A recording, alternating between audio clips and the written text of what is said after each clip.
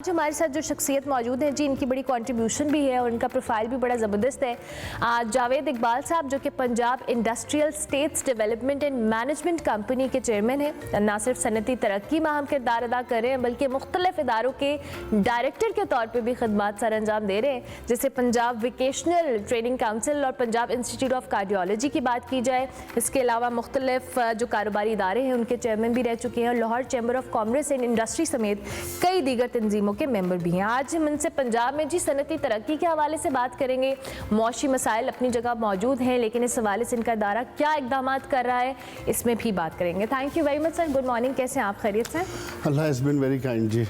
Sir बहुत शुक्रिया आपके वक्त का। पंजाब में अगर हम सनती तरक्की के हवाले से बात करें, क्योंकि हम जैसे आपकी प्रोफाइल भी देख रही थी, बड़ी इंपॉर्टेंट चीज़ है जो आजकल के इस मौशी सिस्टम के अंदर या इस सारे साइकिल के अंदर जिसमें बहुत सारे चैलेंजेस अपनी जगह मौजूद हैं। मैं चाहूँगी थोड़ा सा आप अपनी गुफ्तगू का आगाज़ इस हवाले से करें। देखिए, इंडस्ट्रियलिस्ट के लिए जो सबसे इम्पॉर्टेंट चीज़ होती है अदर देन उसकी प्रोडक्शन कॉस्ट और उसकी मैन्युफैक्चरिंग के अलावा उसको वो इन्वायरमेंट चाहिए होती है कि जहाँ वो इर्द गिर्द के अनासर और इर्द गिर्द की जो इफ़ेक्ट होते हैं उससे बच के अपनी इंडस्ट्री पे फोकस किया जाए। तो इसलिए हुकूमत ने इंडस्ट्रियल स्टेट्स बनाने का कॉन्सेप्ट आया था ये 2003 में।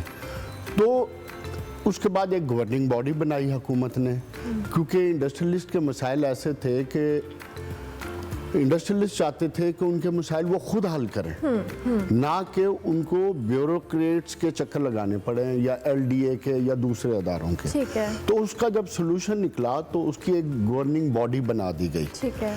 अच्छा, उस गवर्निंग बॉडी में तमाम स्टेक होल्डर्स इंडस्ट्रियलिस्ट हैं। सही। बोर्ड ऑफ डायरेक्टर्स में सारे, और उस बोर्ड ऑफ जो डायरेक्टर्स होता है उसका चेयरमैन भी इंडस्ट्रियलिस्ट होता है। बिल्कुल। तो इवेंचुअली इंडस्ट्रियलिस्ट के फैसले इंडस्ट्रियलिस्ट खुद करते हैं और उसी बोर्ड में गवर्नमेंट के डिपार्टमेंट्स भी होते हैं जो चेक एंड बैलेंस के लिए जो बहुत ज़रूरी है वो होता है। तो उसका सोल्यूशन क्या निकला, उसका नतीजा क्या आया कि अब कोई भी सीरियस इंडस्ट्रियलिस्ट जो इंडस्ट्री लगाना चाहता है तो वो फोकस करता है कि वो अपनी इंडस्ट्री को इंडस्ट्रियल जोन में लगाए। बिल्कुल ठीक है। ताकि कोई डिपार्टमेंट उसको तंग ना कर सके, उसको बिजली का कनेक्शन लेने में आसानी हो, अपनी प्रॉपर्टी के ट्रांसफ़र या उसने बैंक से लोन लेना है उस पर लीन मार्क करवाना हो वो आसानी हो, सोशल सिक्योरिटी की कोई तंगी ना हो, लेबर कवानीन वाले जो तंग करते हैं वो तंग ना हो, मतलब कोई इनकम टैक्स वाले, सेल टैक्स वाले, ये तमाम चीज़ें। तो इसलिए इंडस्ट्रियल जोन में जब आप इंडस्ट्री लगाते हैं तो आपको 24 घंटे में आपकी हर मसले का सलूशन मिल जाता है। और वो इदारा जो एक इंडस्ट्रियलिस्ट चला रहा है, जाहिर है उसको उसके चैलेंजेस और मसाइल का भी इदराक होता है। अच्छा, आपने भी एनर्जी के हवाले से बात की और जिस तरह से हम बिजली का, एनर्जी क्राइसिस एक बहुत बड़ा इशू रहा है माजी में भी और आइंदा आने वाले सालों में भी हम देख रहे हैं कि इस हवाले से बात भी की जाती है और ये एक चैलेंज बहुत मेजर है जो इंडस्ट्रीज को फेस करना पड़ता है। इसको ओवरकम करने के लिए आपके इदारे ने क्या स्ट्रैटेजी सोची? जब मैंने टेक ओवर किया तो मैंने अपनी पहली अपनी बोर्ड मीटिंग के दौरान जिस इनिशिएटिव का जिक्र किया था वो ग्रीन एनर्जी इनिशिएटिव था। Okay. So that was the initiative जो अब इवेंचुअली प्रैक्टिकल शेप अख्तियार करके एग्जीक्यूशन में है। ठीक है। क्योंकि गवर्नमेंट का काम है कोई इसका सिस्टम वाज़े करना था।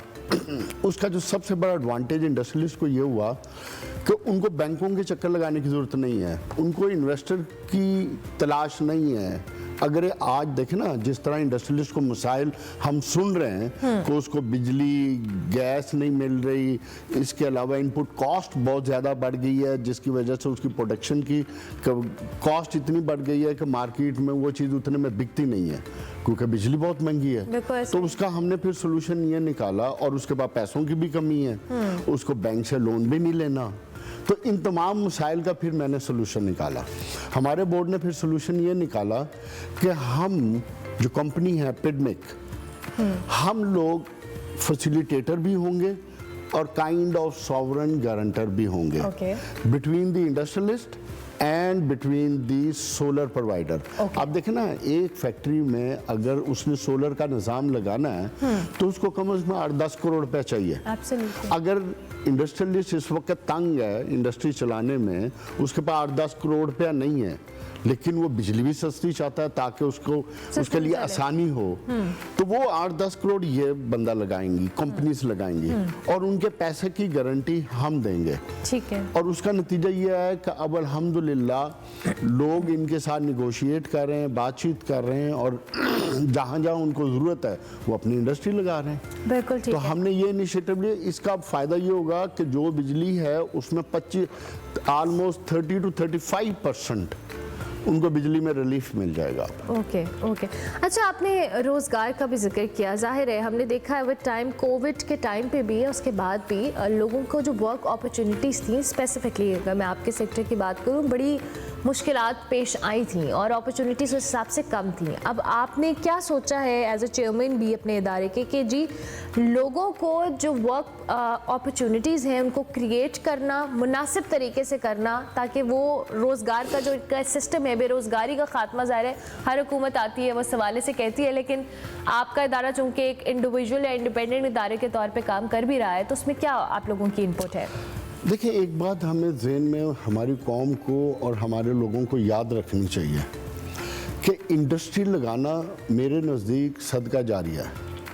इसलिए सदका जारिया है कि जब आप एक इंडस्ट्री लगाते हो तो आप सोचें 50, 100, 200, 300 लोगों को रोज़गार मुहैया करते हो और उसके असरात क्या होते हैं कि उसकी रिलेटेड जितनी इंडस्ट्री हैं और नई इंडस्ट्री लगती हैं। अच्छा, हमारा काम था कि इस चीज़ को आगे लेके जाना, उसके लिए ऐसी एक इन्वायरमेंट क्रिएट करना जहां लोग ये महसूस करें, अपने आप को महसूस करें और अपने सरमाए को महसूस करें और हमारे जोन में अगर इंडस्ट्री लगाएं तो कम पैसे में लगे और जब कम पैसे में लगेगी, ज़्यादा फैसिलिटीज़ मिलेंगी तो वो ऑटोमेटिकली इंडस्ट्री की तरफ जाएगा। और इसके अलावा हमने 2 इनिशिएटिव ये लिए कि हमने इंटरनेशनली जितने हमारे फॉरेन ऑफिसेज हैं हम उनके साथ राब्ते में चले गए, क्योंकि आपको पता होगा कि जो हमारे ओवरसीज़ भाई हैं उनको सबसे बड़ा मसला ये आता है जी कि अगर हम इधर फैक्ट्री लगाएं या प्लॉट खरीदें या कोई जगह खरीदें किसी मकसद के लिए, तो वो कहीं कब्जा ना हो जाए या उसके प्रॉपर्टी के डॉक्यूमेंट ना ख़राब निकलें, तो इस किस्म के मसाइल। तो हमने उसका भी सलूशन है। इसके लिए हमने तमाम हमारे जो कमर्शियल अटैचीज़ हैं उनके साथ राब्ते में हैं। अब जो इंडस्ट्रियलिस्ट जब बाहर हमारा पाकिस्तानी भाई पाकिस्तान में कोई फैक्ट्री लगाना चाहता है तो वो महफूज है। अब इंशाल्लाह आने वाले वक्त में देखेंगे कि ये एक हम ऐसा इकोसिस्टम क्रिएट करने जा रहे हैं जिसके असरात लॉन्ग टर्म सस्टेनेबल मॉडल के ऊपर आएंगे और लोग खुद ब खुद सिक्योर फील करेंगे, क्योंकि हमारे अभी तक हमारी ऑर्गेनाइजेशन का हमारे ओवरसीज पाकिस्तानीज को अभी प्रैक्टिकली पता नहीं है। और दूसरी शक्ल यह है कि अब इंशाल्लाह हम इनके रोड शो प्लान कर रहे हैं कि जैसे बर्मिंघम है जहां हमारे बहुत पाकिस्तानी हैं, मैनचेस्टर है, इसी तरह बार्सिलोना है, फिर इसी तरह जद्दा में है, दुबई में है, हम इधर रोड शो प्लान कर रहे हैं ताकि लोगों को पिकनिक के हवाले से अवेयरनेस हो और लोग इंडस्ट्रियल स्टेट्स में आके अपनी इंडस्ट्री लगाना ज़्यादा आसानी महसूस करें। इससे ऑटोमेटिकली जॉब क्रिएशन होगी। अच्छा, सॉरी मैं आपको इंटरप्ट कर रही हूँ क्योंकि मैं चाह रही हूँ कि मैं ज़्यादा से ज़्यादा सवाल केटर कर लूँ। अच्छा, फिर के हवाले से आपने बात भी की, आप चूँकि हमारी इकॉनमी को IMF के सहारे की बड़ी ज़रूरत रहती है और रहे भी, अभी है भी, तो IMF की जानिब से अक्सर ऐसी शराइत भी आती हैं, ऐसे मुतालबात भी आते हैं जिनको अमल दरामद करने के लिए हमारे जो इंडस्ट्री के हज़रात हैं या ओवरऑल भी एज अवाम भी हमें बड़े चैलेंजेस अपनी जगह मौजूद होते हैं। ये जो गैस से LNG जो जिस पे सब्सिडी मिलती थी इंडस्ट्रीज़ को, अब इलेक्ट्रिसिटी के हवाले से कहा गया है, इस पे आप क्या समझते हैं? क्या ये चैलेंजेस बढ़ेंगे? इसको ओवरकम या केटर करने के लिए हुकूमत और आप क्या कर सकते हैं? देखिए, 2 चीज़ें हैं। जहाँ तक बिजली का ताल्लुक है, इसमें इंडस्ट्रियलिस्ट को तो कोई सब्सिडी मिल नहीं रही है, ठीक है। अगरचे इन्होंने प्लान किया था लेकिन IMF के साथ निगोशिएशन में इनको वो नहीं हुआ, रिलीफ नहीं sort मिल of सका। नहीं हुआ, yeah. लेकिन इसके बावजूद मेरी चेयरमैन नेपरा से बात हो रही थी लास्ट वीक, मैं इस्लामाबाद गया हुआ था, उनसे मेरी मुलाकात भी हुई है। प्लान बन रहा है कहीं ना कहीं रिलीफ देने का इंडस्ट्रियलिस्ट को। हम सबको पता है, जो लोग इस्लामाबाद में बैठे हैं, जो लोग लाहौर में हैं, हर जगह पता है कि इंडस्ट्री चलेगी तो रोज़गार पैदा होगा। हमें एक बात समझनी चाहिए कि पाकिस्तान की जो 24 करोड़ आबादी है, इससे हमें 6 मिलियन हर साल रोज़गार क्रिएट करनी है। वो तब भी मुमकिन है जब हम इंडस्ट्री को सपोर्ट करेंगे। उसमें आप देखें ना, इस हुकूमत ने पिछले 8 महीने के दौरान तकरीबन 6-7% मार्कअप रेट नीचे आया, तकरीबन 15%। ठीक है। और आने वाले वक्त में ये 10 और 12% पे आ जाएगा अगले may be 3 to 6 months time में। ओके। अच्छा, उसका बहुत बड़ा रिलीफ आएगा। अच्छा, जब ये मार्कअप नीचे आएगा तो वो जो डॉलर पे प्रेशर है वो भी फिर कम होगा। अच्छा, इसके अलावा जो बिजली पे अब गवर्नमेंट क्या सोच रही है कि चूँकि सोलर की वजह से जो बिजली की कंजम्पशन कम होती जा रही है, अच्छा, उसकी वजह से चूँकि हमने कॉन्ट्रैक्ट महंगे किए हुए हैं IPPs के, अब उसको भी बैलेंस करने के लिए अब ये कोई ना कोई फार्मूला निकाल रहे हैं, जिससे मेरी इतला के मुताबिक बिजली 20 से 25% प्राइसिंग आने वाले वक्त में नीचे लानी पड़ेगी। अगर ये नहीं लाएंगे तो बिजली की खपत और कम होगी, बिजली की खपत और कम होगी तो सोलर, इसका मतलब है, और पॉपुलर होगा और आगे जाएगा। तो इसलिए आने वाले वक्त में जो एनर्जी क्राइसिस के हवाले से इनपुट कॉस्ट में बिजली का खर्चा वो कम होगा। और इसके अलावा इम्पॉर्टेंट चीज़ ये है, हमारे हैं स्पेशल इकोनॉमिक जोन्स। अच्छा, उधर आपको 3 किस्म के टैक्स रिलीफ मिलते हैं इंडस्ट्रियलिस्ट को। 10 इयर्स के टैक्स हॉलीडेज हैं। आप जितनी मशीनरी फर्स्ट टाइम मंगवाएंगी वो आपको 0 ड्यूटी पे मंगाना पड़ेगा, आपको उस पर भी 0 ड्यूटी है। फिर इसके अलावा टर्नओवर टैक्स है, उसमें आपको रिलीफ है।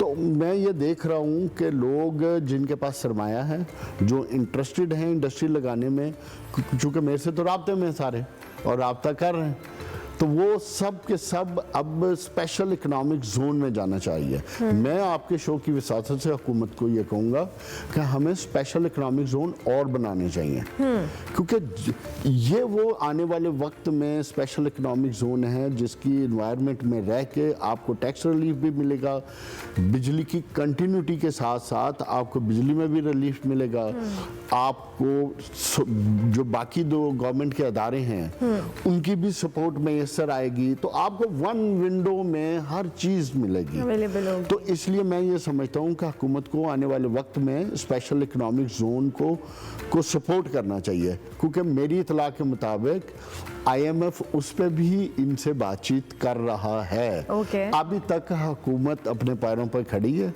एंड दे आर डिटरमिन्ड कि we will not let this happen, and I am sure आने वाले वक्त में ऐसा ही होगा और हम और स्पेशल इकोनॉमिक जोन बनाएंगे। अल्लाह करे, वी विश द सेम कि चीज़ें बेहतरी की तरफ ही जाएं। इन द एंड मेरा सवाल स्मॉग के हवाले से है, और जब हम क्लाइमेट चेंज और स्मॉग की डिस्कशन कर रहे हैं तो अभी हमने सुना भी और कई अरसे से बात भी करें कि कारखाने, इंडस्ट्रीज़, इसका धुआं बड़ा इम्पॉर्टेंट एक रोल प्ले कर रहा है स्मॉग के फैक्टर में। इसको भी एक चैलेंज के तौर पे ही हमें समझना है और हम समझ भी रहे हैं।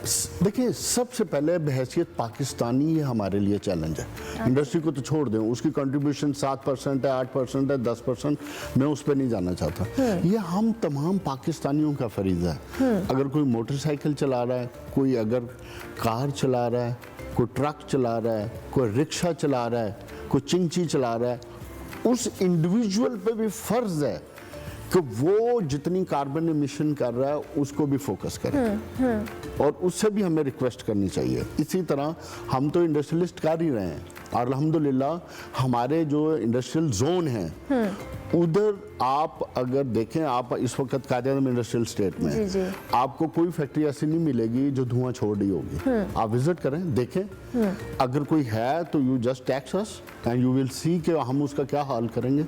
इसी तरह हमारी बाकी इंडस्ट्रियल स्टेट में, आप हमारी सुंदर इंडस्ट्रियल स्टेट आएँ, आपको ऐसे लगेगा जैसे आप यूरोप या अमेरिका की कुछ द बेस्ट इंडस्ट्रियल स्टेट में आई हैं। ठीक है। आपको वो फील ना आए तो जो मर्जी कहें, क्योंकि ग्रीन क्योंकि हमारे इनिशिएटिव में एक जो सबसे बड़ा हमने इनिशिएटिव लिया पिछले 6 महीने में, हम ग्रीनरी की तरफ जा रहे हैं।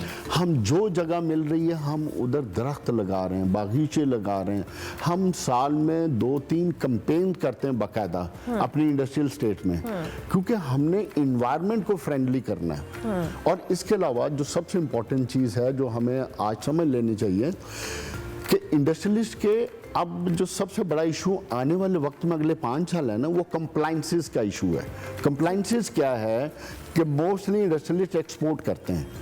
अच्छा, जब आप एक्सपोर्ट करते हैं तो अब कार्बन क्रेडिट का कॉन्सेप्ट प्रैक्टिकली इन प्लेस होने जा रहा है। 2030 से पहले जो लोग एक्सपोर्ट करते हैं उनको चाहे इनवर्ड गाड़ियों की शक्ल में कार्बन इमिशन कर रहे हैं या ट्रकों की शक्ल में माल को डिस्पैच करने की शक्ल में कार्बन इमिशन कर रहे हैं, उसका भी हिसाब देना पड़ेगा। अच्छा। और इसके अलावा आप अपनी मिल के अंदर, फैक्ट्री के अंदर अगर धुआं छोड़ रहे हैं और किसी किस्म की कोई ऐसी कंट्रीब्यूशन जिससे पोल्यूशन की तरफ जा रही है और ग्रीन एनर्जी हर्ट हो रही है, तो आपको एक एक चीज़ का हिसाब देना पड़ेगा। सो अब मैं देख ये रहा हूँ कि हमारा इंडस्ट्रियलिस्ट तो अवेयर होता जा रहा है दिन ब दिन और प्रैक्टिकली ऑन ग्राउंड चीज़ों को एग्जीक्यूट करता जा रहा है। मे भी अगले 6 महीने में, साल में वो 100% कंप्लायंसेस पे जाना शुरू हो जाएं। लेकिन इससे बढ़ के जो हमें इसका हल निकालना है वो हर इंडिविजुअल ने निकालना है।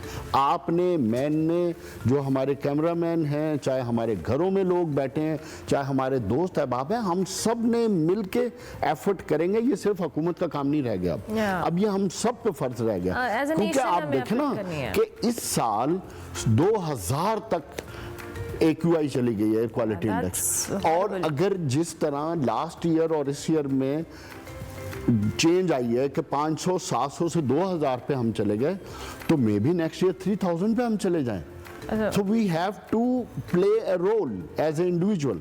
Absolutely, you are right. Thank you very much Javed sahab, बहुत शुक्रिया आपके वक्त का।